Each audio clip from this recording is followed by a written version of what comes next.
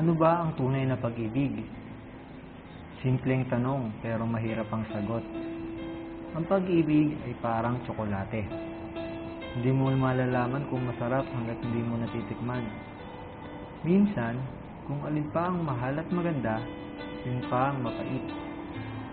Mahirap humanap ng tamang tao para maging kapareha mo. Yan ang sabi nila. Pero para sa akin, ang love hindi mo kailangang hanapin. Nandyan lang yan sa paligid. It can be your friend, your best friend, or your enemy. Hindi mo alam kung kailan, saan at sino ang magpapatibok ng puso mo.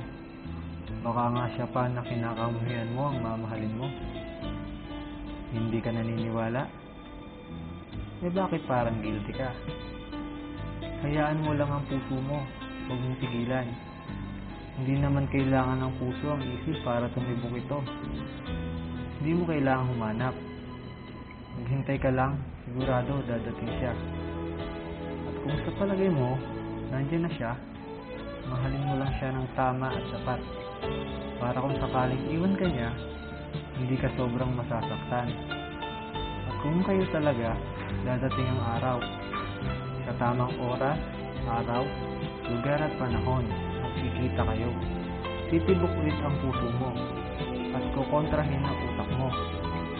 Sana, ang isip mo, hindi kailangan ng puso ko ang isip para muling tumibok ito sa taong unang nagpatibok nito. Kung mahal mo, bigyan mo ng pagkakataon. Malay mo, ito na yung fairy tale dream mo, na kahit puro pag-iyak at lungkot ang naranasan mo, sa bandang huli, masasabi mo na and we live happily ever after.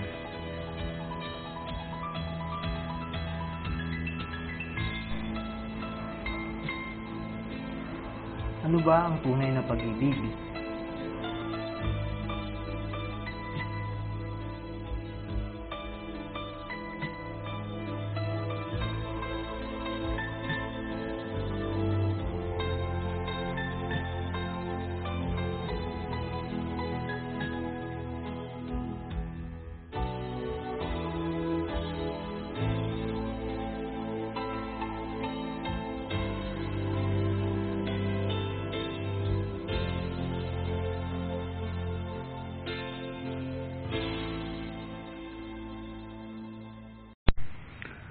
Dinededicate ko yung photo movie na to sa mahal kong girlfriend, Honey. Alam ko madalas tayong mag-away, pero salamat kasi kahit ganun, going strong pa din tayo.